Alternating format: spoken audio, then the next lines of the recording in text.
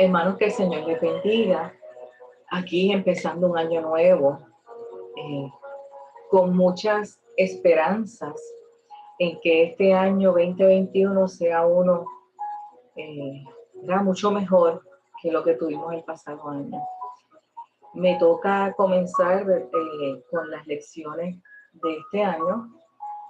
Así es que quiero enfatizar, ¿verdad?, que esta lección ha hablado mucho a mi vida.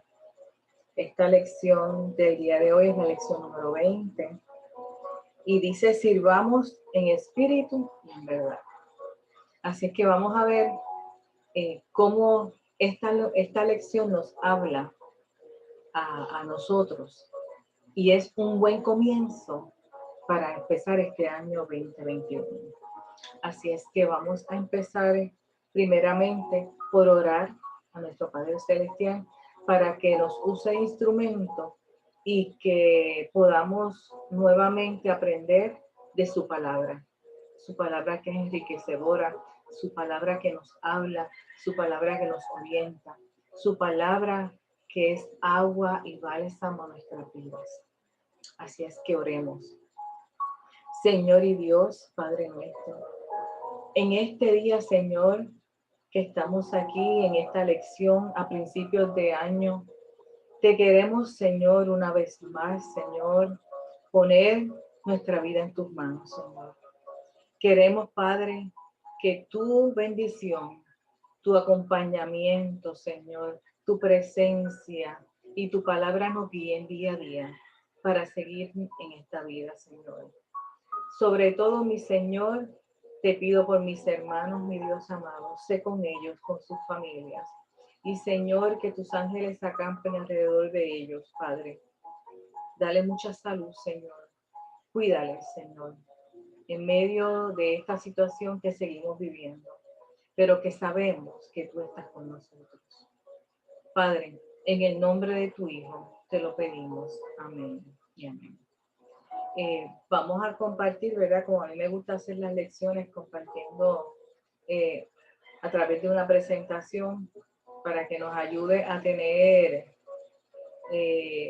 mayor acceso a lo que quiero, ¿verdad?, compartir con ustedes.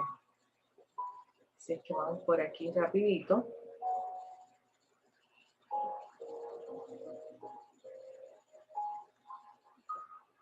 Y ¿verdad?, aquí tenemos la lección que es: sirvamos en espíritu y en verdad. Y empezamos este año nuevo con tan importante lección. Así es que empezamos con exponer lo que son los objetivos para esta lección. Así es que el primer objetivo es destacar que Cristo expresó su obediencia a Dios y amor sacrificial por la gente, con palabras y acciones de bien. Y quiero recalcar en esta parte que dice, ¿verdad?, que Cristo expresó su obediencia a Dios por ese sacrificio de amor que hizo para con nosotros. Pero más que todo, que fue a través de palabras y acciones, no solo palabras, sino las acciones acompañaban, ¿verdad?, este sacrificio de amor.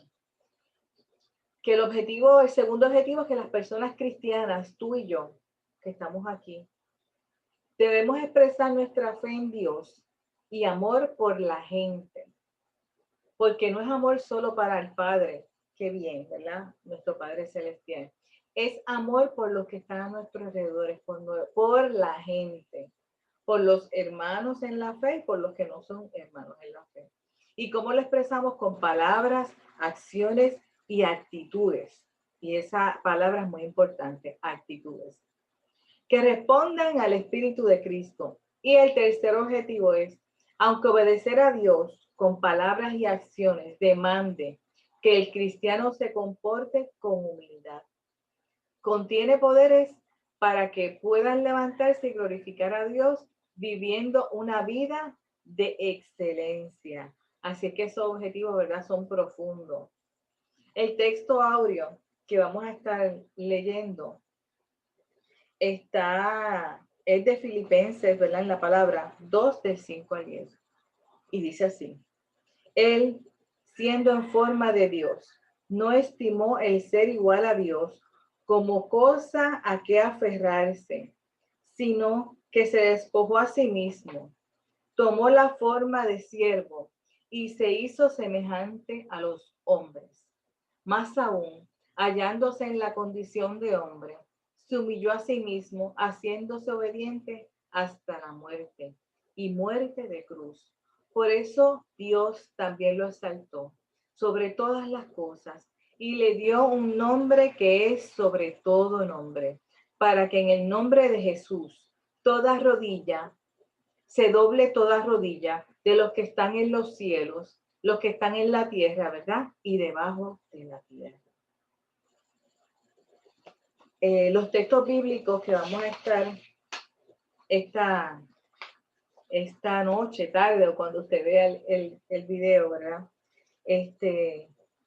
Son dos porciones de la Biblia. Uno está en el primero de Juan 3:18 y la otra está en Filipenses 2 del 5 al 11.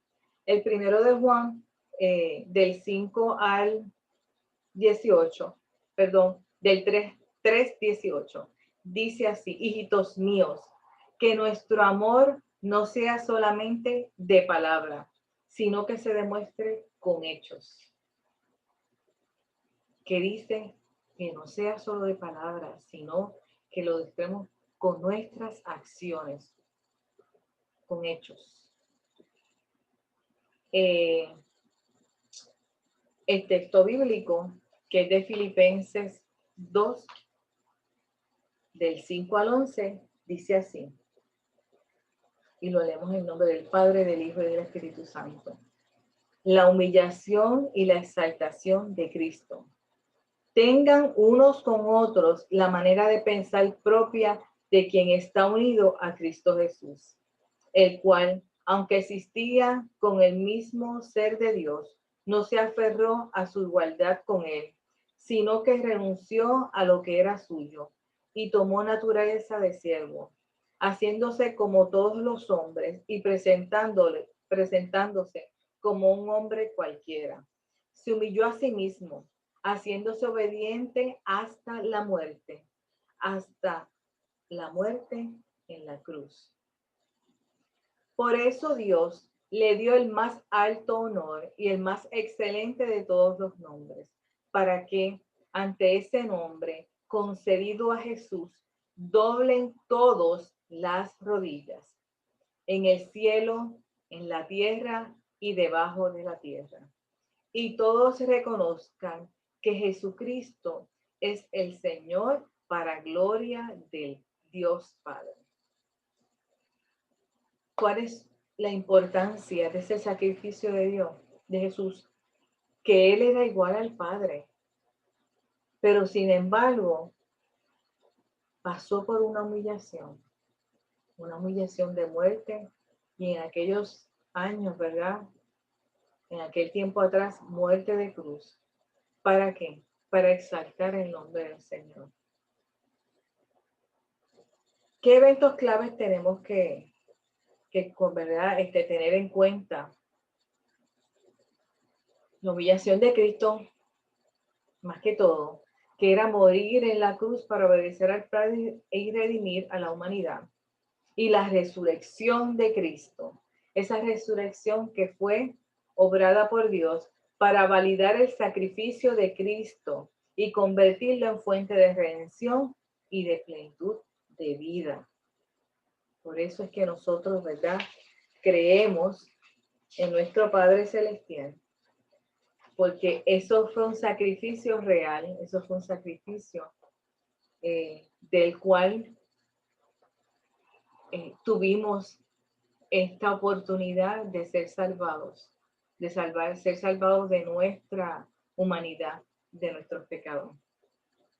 Así es que quiero presentarle, ¿verdad?, lo que es esta lección y la importancia de esa obra salvadora de Cristo.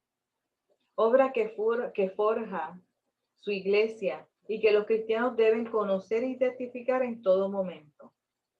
La obra de Cristo, según es presentada por el apóstol Pablo, se ancla en dos eventos fundamentales.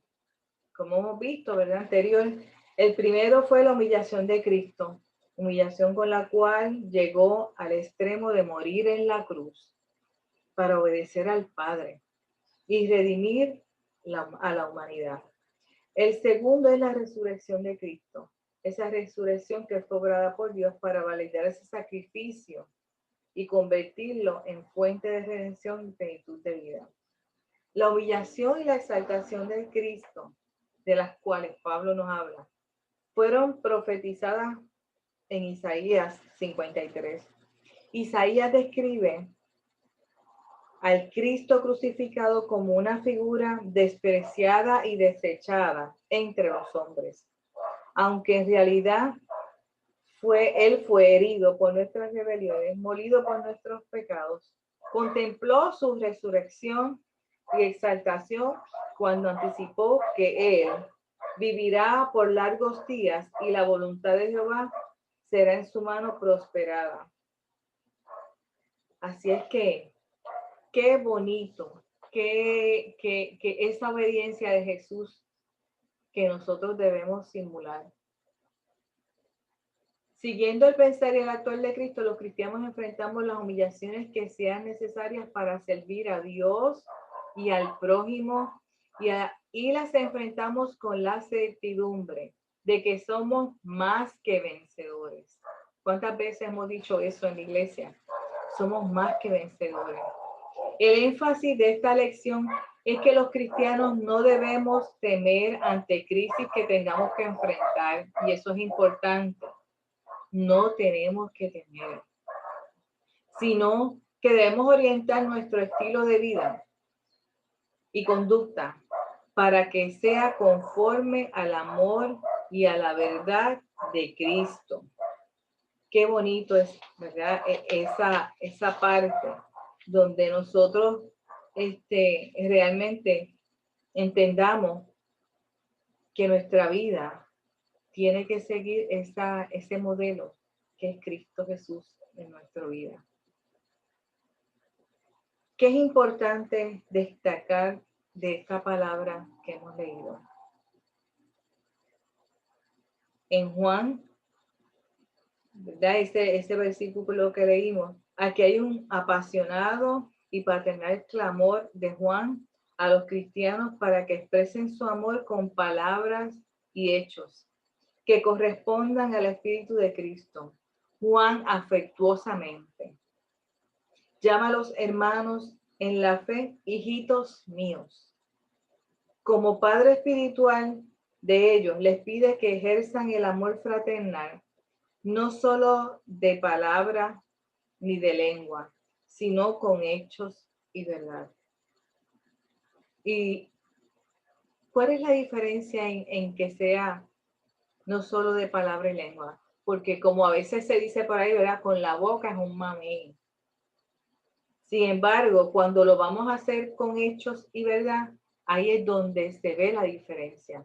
Yo puedo decir, yo amo a mis hermanos, pero cuando necesitan mis hermanos de que yo vaya a su casa o de que ellos puedan tener una colaboración de mi parte, pues entonces ahí, ¿verdad? No se da esa colaboración. Ahí está el pero. Ay, es que la pandemia. Ay, es que, pues si te doy de lo que me tengo, pues me quedo sin nada. Y muchas otras excusas o razones que podamos dar. Sin embargo, es más importante que a través de la palabra y de lo que podamos expresar sea respaldado con hechos y en verdad. Para Juan, ¿cuáles son los hechos y verdades que definen el amor cristiano? Para él, los hechos y la verdad que definen el amor cristiano no surge de abstracciones intelectuales, ni se limita a meras palabras, sino que se expresa con actuaciones que hacen bien a los hermanos de la fe. ¿Hacen qué? Bien a los hermanos de la fe.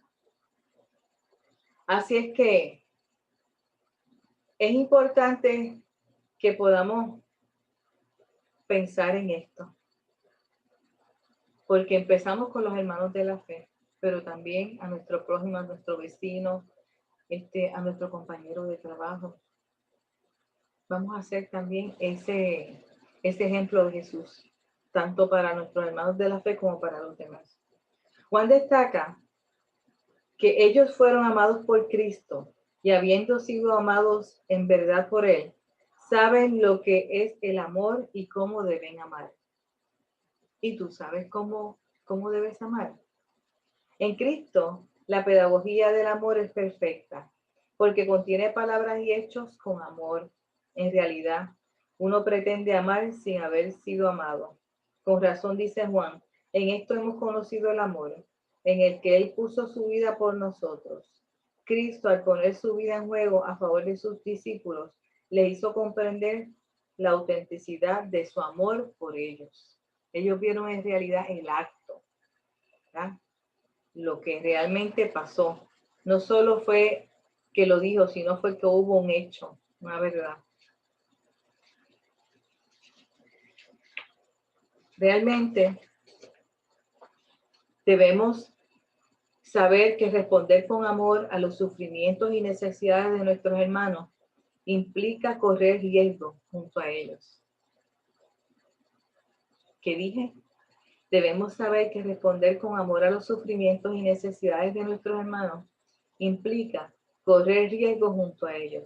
Los cristianos puestos ante los riesgos que son propios del amor verdadero, escogen amar porque ese es el mandamiento de Dios que dice que nos amemos unos a otros como nos lo ha mandado. Y en esto sabemos en que Él permanece en nosotros por el Espíritu que nos ha dado. De modo tal que amar siempre tiene grandes costos. Los cristianos están resueltos, como Cristo lo estuvo, a pagarlos porque es la esencia de la fe cristiana. Y si nos dejamos, ¿verdad?, llamar porque somos cristianos, eso es parte de nuestra fe. De modo tal que obedecer los mandamientos de Dios y amar a los hermanos son comportamientos recíprocos y donde falta uno, se invalida el otro. Qué importancia. Cuando aplicamos esto a nuestras vidas, debemos atenernos a la regla de que todo texto debe entenderse en su contexto. Esto es así, especialmente el pasaje bíblico en el cual Pablo dice que todo cristiano debe pensar y sentir conforme a la mente de Cristo. Además, hace dos aplicaciones de su enseñanza. La primera tiene que ver con la formación de la persona cristiana en el interior de la iglesia. Y la segunda, con su testimonio en la vida pública. ¿Y qué es esto? Ok, muchas veces han dicho, no, si es que cuando él está dentro de la iglesia se comporta de una forma, pero cuando está fuera es otra. Y eso es lo que nos dice la palabra, que debe ser así, que debemos ser un ser humano distinto cuando estamos en la iglesia, pero que cuando estamos fuera de la iglesia vamos a hacer otra cosa. O se supone que tú seas lo mismo dentro y fuera de la iglesia. Piénsalo.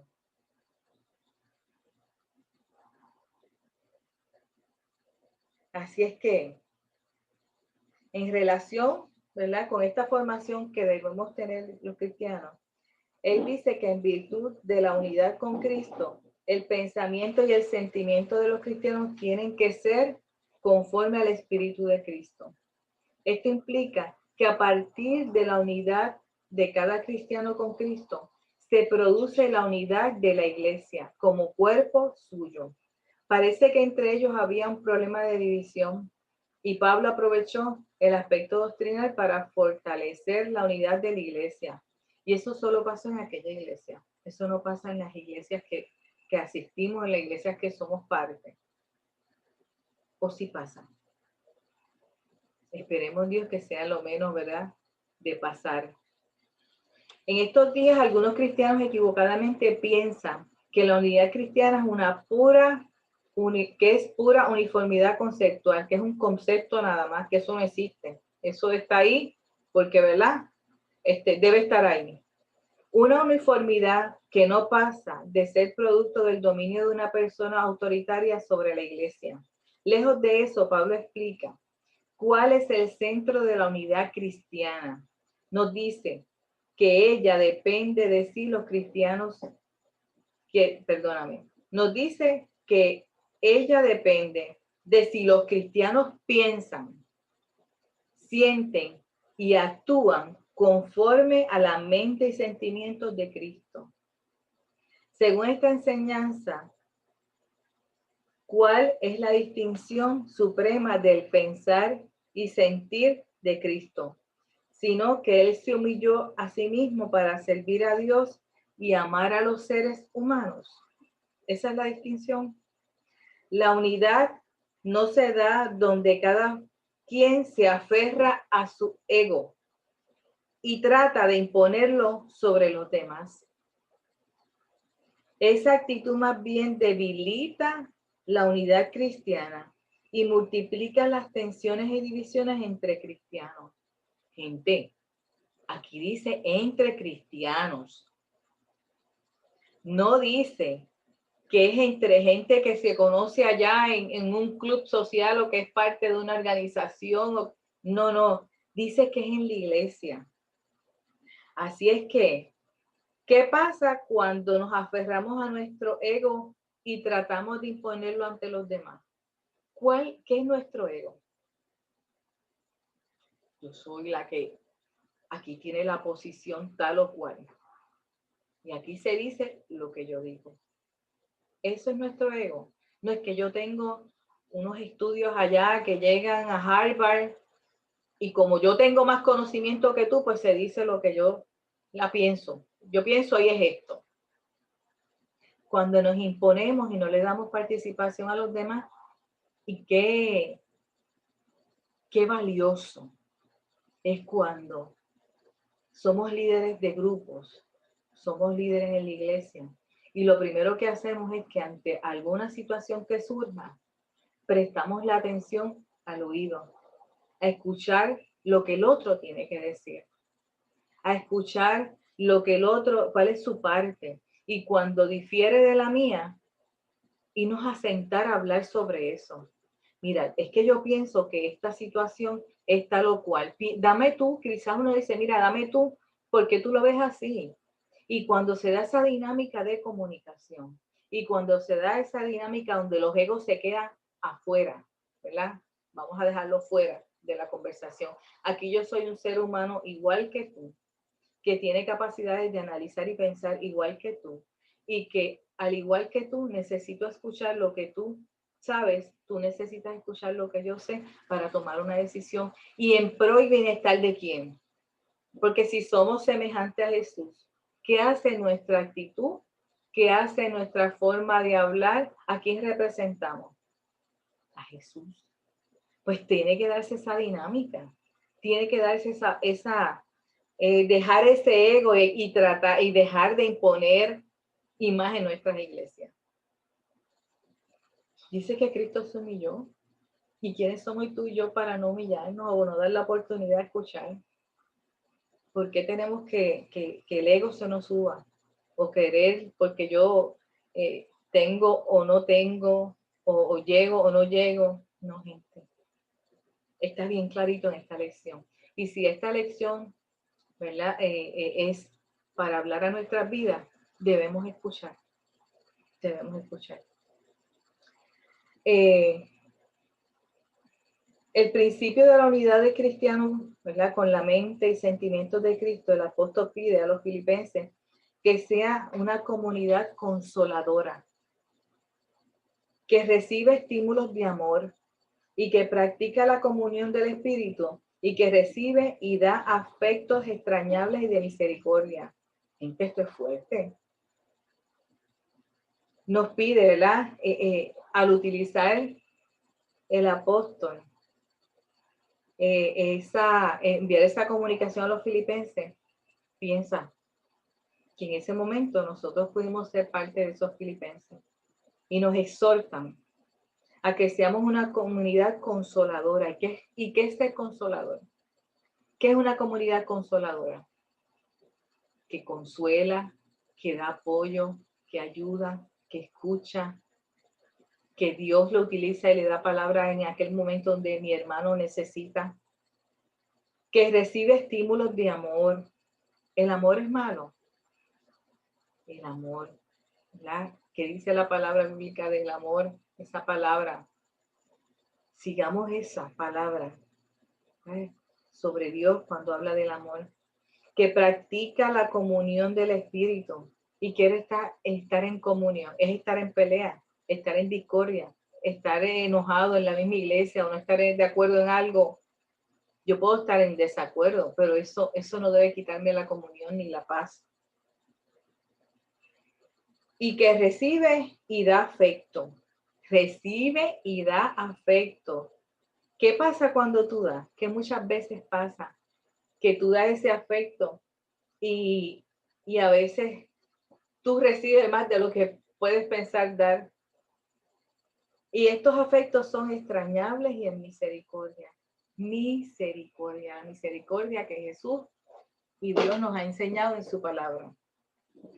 Así es que cuando hablamos de estímulos de amor que generan palabras y acciones inspiradas por Dios, que mueven a las personas paralizadas por el miedo y el odio del mundo a cimentarse en la fe y a comportarse con diligencia y generosidad entre ellos. Que el miedo no te paralice. ¿El miedo a qué? Si Dios está contigo, si Dios permite, ¿verdad?, conocer su palabra, no te paralice. Ay, es que yo no tengo palabra para decirle a mi hermano en ese momento que está en esa situación. ¿Sabes qué? Hasta con tu presencia y que puedas llegar a donde ese hermano o una llamada, si no puedes llegar, eso es un gran regocijo para ese hermano. Mira qué bueno que me llamó, mira qué bueno que pudo estar desde la verja, ¿verdad? Por esto de la pandemia, ese espacio que nos requieren. Pero qué bueno que sacó esos 5 o 10 minutos para decir, ¿sabes qué? Te extraño mucho. Dios te bendiga. Quiero orar por ti. Vamos a hacerlo. Eso tiene un valor que es emular al a mi Cristo, ¿verdad? En ese afecto hacia los demás. Los afectos extrañables son gestos, acciones y palabras, ¿verdad?, que despiertan la fe y la esperanza de los hermanos. Qué bonito que esa fe despierta con esa acción que tú hiciste en ese momento. La comunión en el Espíritu es la confianza que va más allá de toda duda. Es la confianza que los cristianos gozan entre sí en virtud de su consagración y hermandad en Cristo. La misericordia resulta de la bondad de Dios que despierta la pasión de los hermanos para hacer el bien a su prójimo. Tenemos que hacer el bien con los demás, tanto los que son de la iglesia como los que no son de la iglesia. El conjunto de estas virtudes que proceden del pensar y el actuar conforme al Espíritu de Cristo crea buenas actitudes y hábitos en lo que los cristianos que edifican la unidad de la iglesia y fortalecen y activan en su milicia como cristianos. Por eso, Pablo dice que los filipenses han de completar mi gozo sintiendo lo mismo, teniendo el mismo amor, unánimes, sintiendo la misma cosa. Y cuando dice unánime, se refiere a ti y a mí, o a mí y a ti. La expectativa de Pablo es que la realización de ellos como cristianos ha de resultar en su realización personal y en su gozo como siervos de ¿quién? De Dios. Tenemos que emularlo. No nos olvidamos a quién estamos representando cuando decimos que nos llamamos cristianos. Sentirse personalmente complicado en el éxito de los demás es la quinta esencia de la unidad del cristiano con Cristo, con sus hermanos y hermanas en la fe. ¿Qué significa? Que cuando mi hermano o mi hermano en la fe tiene éxito, es igualmente de valioso para mí. Yo tengo que estar igual de contento para ese hermano. Sus éxitos, ¿verdad? Me deben regocijar. El hombre carnal entiende su triunfo solo como la derrota de su enemigo. En cambio, la persona que está en comunión con Cristo entiende ese triunfo como triunfo de todos.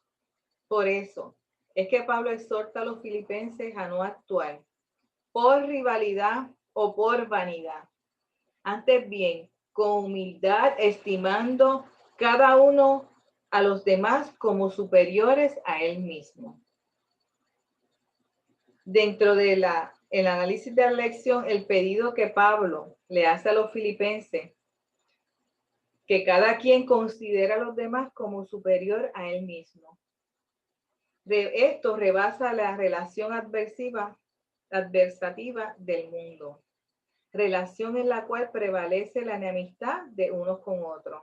En cambio, la relación interpersonal de los cristianos se nutre del ejemplo de Cristo, quien es único y especial, ya que se mantiene en virtud de la fe, del amor y de la generosidad que orientan a todos hacia la paz con Dios y la fraternidad humana, de que todos somos parte de, ¿verdad?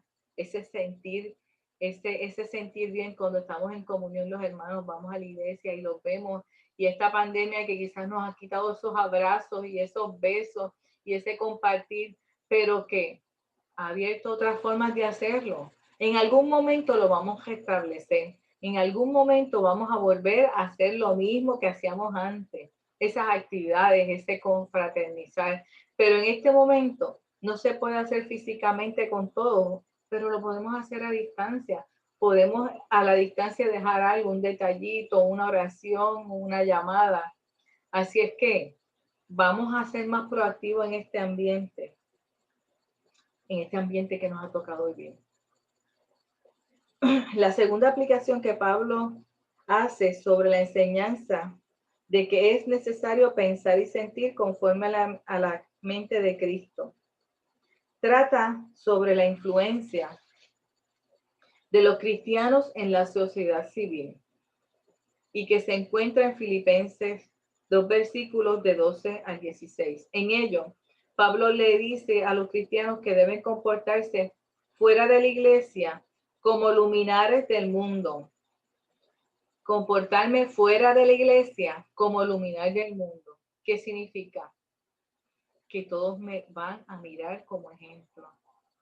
Que el ser cristiano no es algo que yo, un sticker que me quito, me pongo. Dependiendo de dónde esté, me lo quito, me lo pongo.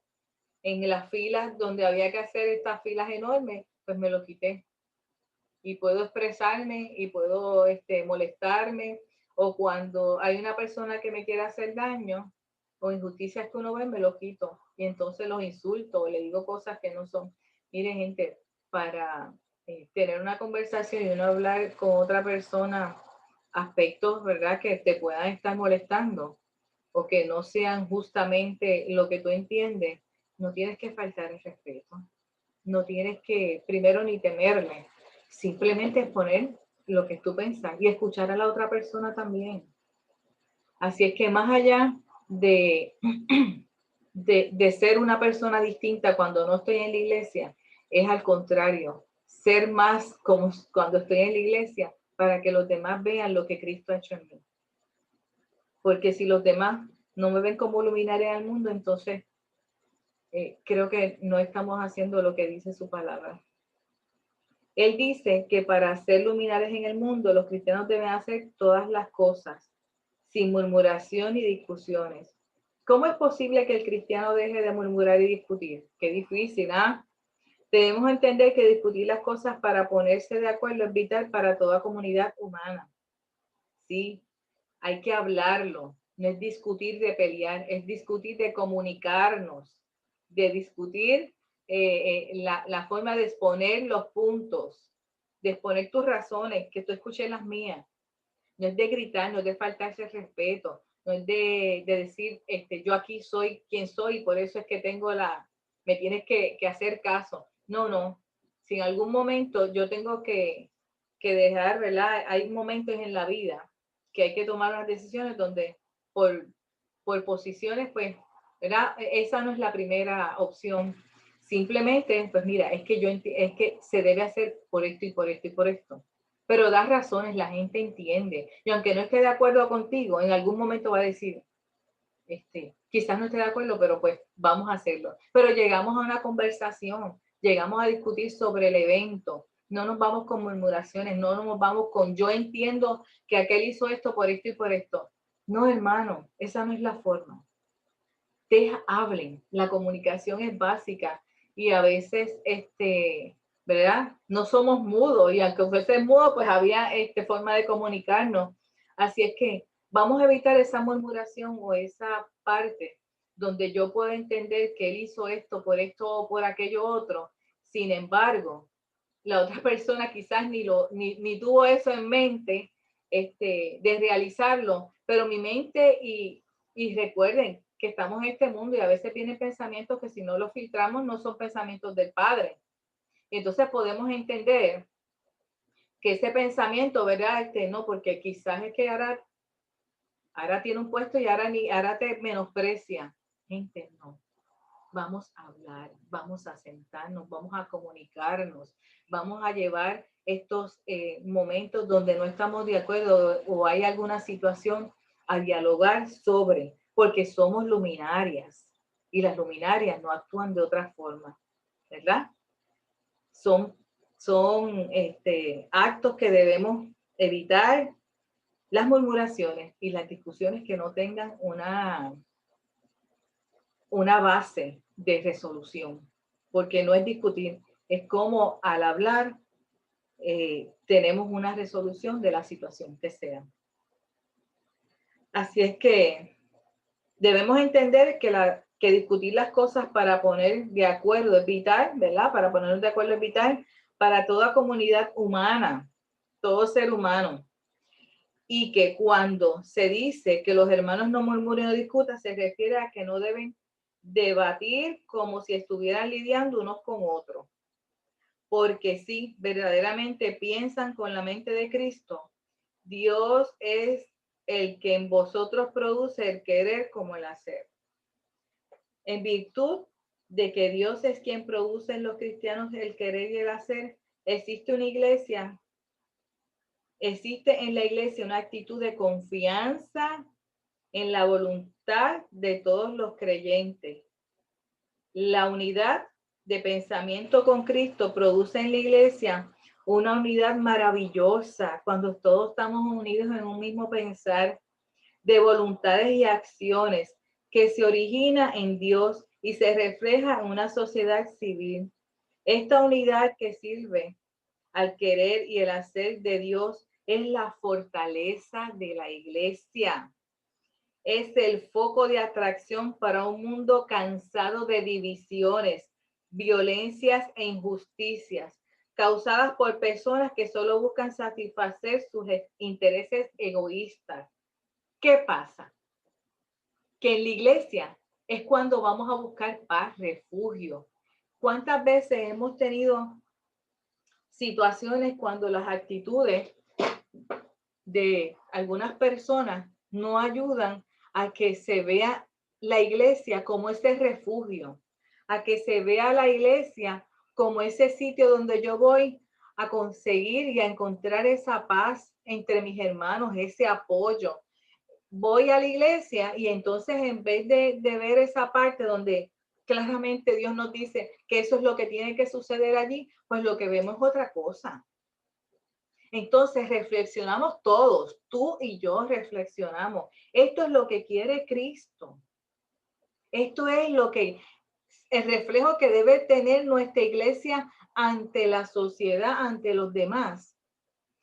La sociedad viene a buscar ¿qué? Ese bálsamo en nuestra iglesia, en nuestras actitudes, en nuestros dirigentes, en todos aquellos que tenemos un grupo que dirigir.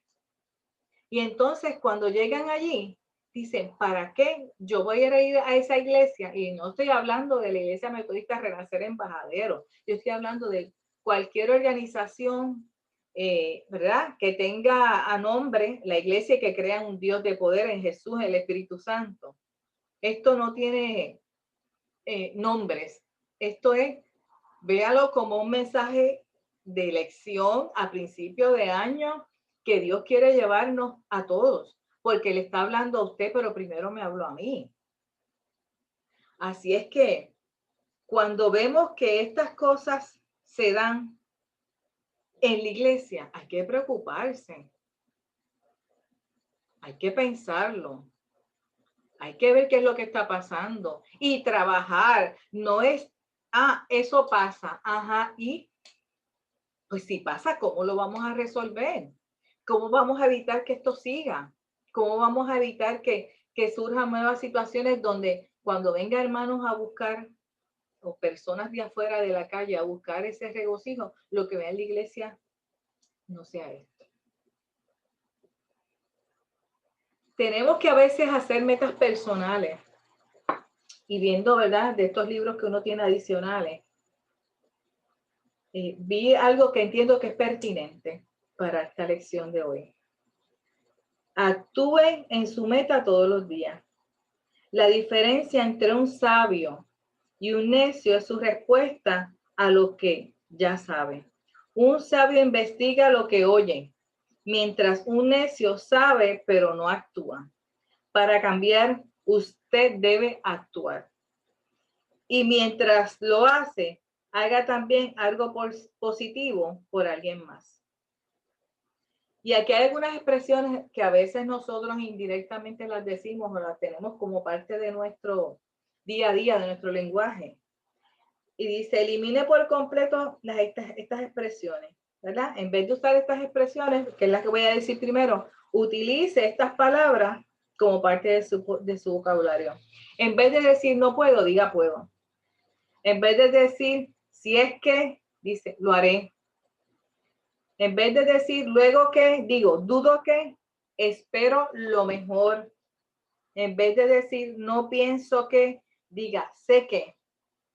En vez de decir, no tengo tiempo, diga, sacaré el tiempo. En vez de decir, quizás, diga, positivamente. En vez de decir, temo que, diga, tengo la confianza en que lo voy a lograr, ¿verdad? En vez de decir no creo que, diga creo. En vez de decir yo, diga tú. Y en vez de decir es imposible, diga todo es posible. Nada mejora la actitud de una persona como un servicio desinteresado hacia alguien que tenga una necesidad mayor que la suya. Gente, notitas del saber, cositas que a veces nos hacen clic y utilicemos más este vocabulario positivo. Si tenemos a Cristo en nuestras vidas, ¿por qué no ser positivo? Sí van a venir momentos, sí van a haber situaciones, sí van a haber situaciones en las que nuestros propios hermanos en Cristo, ¿verdad? Uno vea que, ¿qué pasó aquí? Pero entonces no te quedes en la murmuración, ve y detén. ¿Sabes qué? Tengo que hablar contigo. Tú me das 3 minutitos. Es que quiero hablar contigo. Y haga las cosas de forma positiva. Esa conversación no puede empezar de una forma de que es que veo que tú hiciste tal o cual cosa y eso me afecta a mí. No, vamos a ir más allá. Mira, en aquel momento cuando mencionaste esto, yo pude entender esto otro. Yo quisiera, ¿verdad?, que me dieras la oportunidad de entenderte mejor y de ver si hay algunas razones en las cuales podamos trabajar con esto. Hay que enfrentar y tumbar las murmuraciones. Las murmuraciones no pueden ser parte de una iglesia, de un ser humano que cree en Jesús, en el sacrificio que hizo Dios en la cruz. Y como nos explica aquí Pablo, no deben ser parte de la iglesia. Así es que recuerden, ¿verdad? Y quiero enfatizar esto. Es el foco de atracción para un mundo cansado de divisiones. Los que están fuera de la iglesia están cansados de la división por color, de la división por religión, de la división por en ingresos económicos, de la división por estatus político, de la división. No, ya en la iglesia esto no puede existir, de tanta violencia e injusticia, ¿verdad? Eso está afuera en el mundo. En la iglesia eso no puede pasar. En el contexto de enfermedad social existente en la comunidad civil, Pablo exhorta a los filipenses a permanecer aislados, asidos a la palabra de vida, para que en el día de Cristo yo pueda gloriarme de que no he corrido en vano, ni en vano he trabajado. De este modo, Pablo enfrenta la filosofía que predica que todo es vanidad de vanidades, como expresó Eclesiastés. Dirige su acción al único blanco que tiene esperanza cierta y que consiste en que todos los hermanos y hermanas puedan vivir y trabajar en unidad con Cristo. Esa forma de obrar es la única que tiene recompensa que supera la vanidad del mundo. Vamos a trabajar con mi hermano de la mano de Cristo. En esta unidad con Cristo, Pablo siente que aunque él tenga que ser derramado en liberación sobre el sacrificio de vuestra fe, me gozo y regocijo con todos vosotros. En virtud de su unión, de su unidad con Cristo, los dolores de su pasión pastoral se convierten en gozo. Todo lo que trabaja ha sido la palabra por la redención del mundo. Todo lo que trabaja ha sido a la palabra por la redención del mundo, siembra el evangelio. Todo siembra, todo, Dios mío, lo siembra sabiendo que su gozo no es solo personal, sino que es salvación abierta para todos. Salvación que es lo que Cristo desea y por lo que la iglesia trabaja día a día. ¿O no es así? No por eso estamos en la iglesia, no por eso servimos al Señor, porque esperamos tener la salvación en nuestras vidas y que el día que dejemos de respirar, ese día vamos a estar, ¿verdad? Reportándonos al Padre y siendo salvos. Mientras avanza hacia el avivamiento pleno del reino de Dios, que ha de suceder en la manifestación del día de Cristo en la consumación de la historia. Así es que por eso es que estamos en la iglesia, ¿no? Porque esperamos que aquel día que nos toque reportarnos a la presencia del Señor, primero que seamos salvos y luego que podamos estar allá arriba confiando, ¿verdad?, en que todo lo que hicimos aquí fue simulando lo que Jesús hizo, que es el mayor ejemplo para todos nosotros los cristianos. En resumen, mi gente, el amor del cristiano tiene que ser en espíritu y en verdad. ¿Y cómo que eso en espíritu y en verdad? Que realmente se viva, ¿verdad? Es decir, que contengan palabras y acciones en conformidad con la mente y el sentir de Cristo. La característica de la mente de Cristo es que Él pensó, sintió y actuó con un sentido de sacrificio cuyo motivo no era su bien personal, no es tu bien personal, sino que era agradar a Dios y salvar a los seres humanos. Amar como Cristo amó conlleva riesgos que la naturaleza humana se resiste a asumirlos, pero que si uno los asume conforme al Espíritu de Cristo, Dios ha de actuar en uno y con uno para que se cumpla su propósito redentor y uno pueda realizarse como cristiano en unidad con los hermanos de la fe. No es realizarme yo como cristiana y me olvido de los hermanos, sino dice en unidad con los hermanos de la fe. Significa que es unido a mis hermanos. No es yo sola, la llanera solitaria. No, es unido con mis hermanos de la fe. Al cristiano le sucede lo mismo que le sucedió a Cristo, para quien la cruz primero fue un signo de vergüenza, humillación y sacrificio, pero luego vino a ser un potente signo de la gloria y el amor redentor de Dios. Amén por todo eso.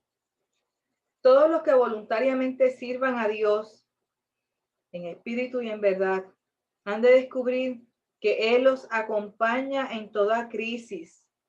Hermano, hemos sentido que Dios ha estado con nosotros en todo momento en medio de esta pandemia, en aquellos momentos donde nos fueron tristes y hemos perdido seres queridos, en aquellos momentos donde tuvimos condiciones de enfermedad con riesgo de vida, en aquellos momentos donde ir a trabajar era un riesgo, o sigue siendo un riesgo, ¿verdad? En estos momentos, donde el tener que cuidarnos con una mascarilla, con un lavado de manos, con un distanciamiento de los demás, ha sido clave para poder seguir viviendo. No significa que Dios no ha estado con nosotros. Significa que Dios ha estado en medio de toda esa situación, cuidándole, sirviendo de guía, sirviendo de nuevas ideas, sirviendo de apoyo. De la forma que sea, Dios ha estado con nosotros. Y en esta y cualquier otra crisis que pueda surgir en el futuro, Dios va a seguir con nosotros.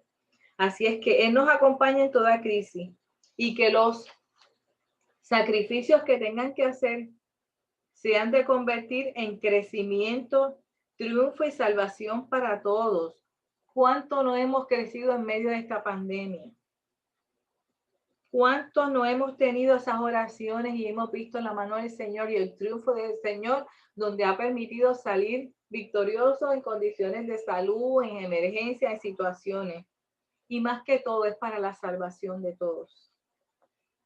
El acompañamiento que Dios da a sus fieles seguidores produce múltiples bendiciones, como son el consuelo en Cristo, los estímulos de amor, la comunión en el Espíritu y los afectos extrañables compartidos en la hermandad cristiana. Qué mucha cosa hermosa mencionado aquí, ¿verdad? Y esto se le da a los fieles que siguen a Dios. Así que estas bendiciones, que es ese consuelo, que son esos estímulos de amor, esos abrazos, esas oraciones, esos textos, la comunión con el Espíritu Santo, esa comunión que tan solo tú la puedes buscar individual en que el Espíritu Santo esté en ti, y los afectos extrañables compartidos como miembros de esta comunidad cristiana. Qué muchas cosas hermosas nos da el Señor. Todas estas bendiciones sostienen a los cristianos en el camino. ¿O no te ha sostenido? A mí me ha sostenido. Yo sé que a ti también. Somos muchos los sostenidos de la mano del Señor. Así es que, claro que sí, en este camino de amor y la verdad, y producen en ellos actitudes, hábitos y conductas que agradan a Dios y perfeccionan la vida humana. Y esto es lo más que quiero enfatizar. Todas estas bendiciones que sostienen a los cristianos en el camino. Hemos sido sostenidos en el camino porque andamos de la mano con Cristo. Por eso es que hemos sostenido. No porque tú seas más bonito que nadie, no porque yo soy tal o cual título en la iglesia. No, esto nos toca a todos. Somos todos parte y andamos con nuestro Cristo. Y Cristo en este andar que está con nosotros, te cuida, te ayuda, te protege. Así es que ¿por qué no cambiar estas actitudes, ¿verdad? Que pudimos haber tenido o que quizás vienen a nuestra mente. Si cuando tú cambias las actitudes y sigues en este andar con Cristo, qué hermosas cosas no pueden suceder. Más que todo la presencia de Él en nuestras vidas, día a día, de mañana, de tarde, de noche. En medio de la noche cuando te despiertas, ora al Señor. No pierdas el tiempo pensando, ay, ¿por qué estoy desvelada? Mira, aprovecha el momento para orar. Y en ese orar hasta tu desvelo se va.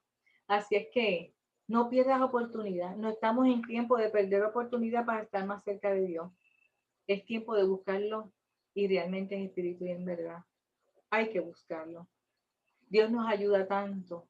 Dios nos ama tanto que es la única forma de que tenemos, ¿verdad? Para no perder esa comunión. No importa qué pase en nuestra vida.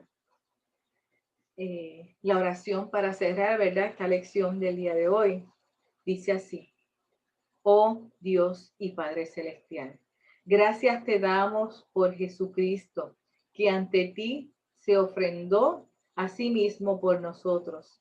Por sus llagas fuimos curados y por su sacrificio gozamos de la comunión contigo y de la hermandad con todos tus hijos e hijas. Ayúdanos para que podamos mantener nuestra unión contigo, para mantener esta unión con nuestros hermanos en la fe y para que unidos podamos crecer y servir en espíritu y en verdad.